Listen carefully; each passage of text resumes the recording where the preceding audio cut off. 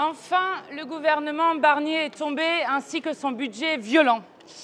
Nous savions depuis le premier jour de ce gouvernement que ce gouvernement allait tomber pour une raison toute simple.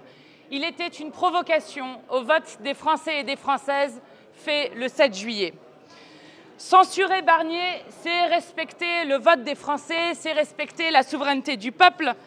Et c'est par notre motion, déposée par la France Insoumise et le Nouveau Front Populaire, que ce gouvernement a été renversé. Pas par celle du Rassemblement national qui, comme d'habitude, n'a servi absolument à rien, si ce n'est à nous faire perdre 2 mois, puisque nous avions présenté dès le départ, lorsque ce gouvernement illégitime avait été présenté, une motion de censure en octobre que le Rassemblement national avait refusé de voter, et il avait même voté contre la destitution du président de la République, Emmanuel Macron. Aujourd'hui est un jour historique. Pour la seconde fois dans la Ve République et pour la première fois depuis 62 années, un gouvernement est renversé. Nous avons donc en quelques mois le premier président de la République visé par une procédure de destitution de l'histoire de la Ve République et le gouvernement Barnier le plus éphémère de toute l'histoire de cette Ve République. Aujourd'hui est un jour historique qui porte un signal puissant pour l'ensemble du pays.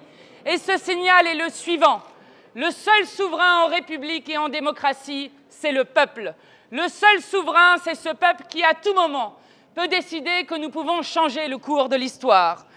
Alors, le gouvernement Barnier a tenté d'échapper à la censure en choisissant le déshonneur. Il aura eu et le déshonneur et la censure. Aucun mensonge n'est venu à bout de cette censure, notamment pour nous expliquer qu'après cette censure, il y aurait un hiver nucléaire qui s'abattrait sur la France, une pluie de sauterelles, des rivières de sang. Non, ce n'est pas vrai qu'au 1er janvier, les cartes vitales s'arrêteront.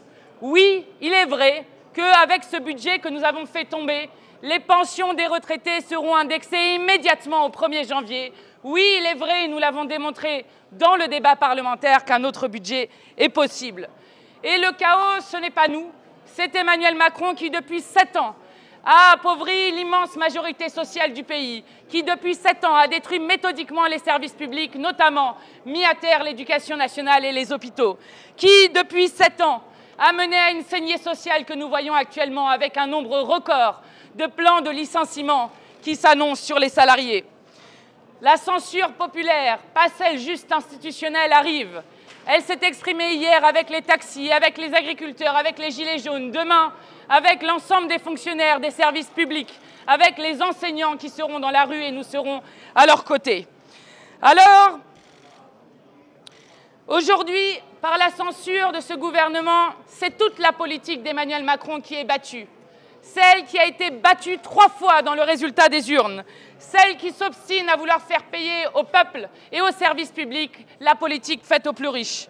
Celle qui doit maintenant s'arrêter et pour sortir de l'impasse dans laquelle a placé le pays, le président de la République, eh bien, il ne reste qu'une solution. Nous demandons maintenant à Emmanuel Macron de s'en aller. Ce n'est d'ailleurs pas que la France Insoumise qui pense que c'est inéluctable, ce sont 63% des Français qui pensent de même, puisque le gouvernement Barnier est tombé.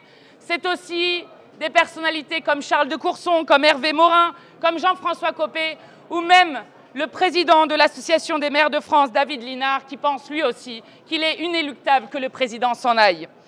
Aujourd'hui, nous avons défendu la démocratie, celle qui a été bafouée en 2005, celle qui a été bafouée en 2023 lors de l'adoption par force de la réforme de la retraite à 64 ans, celle bafouée en 2024 lors du non-respect du scrutin du 7 juillet dernier et des législatives anticipées.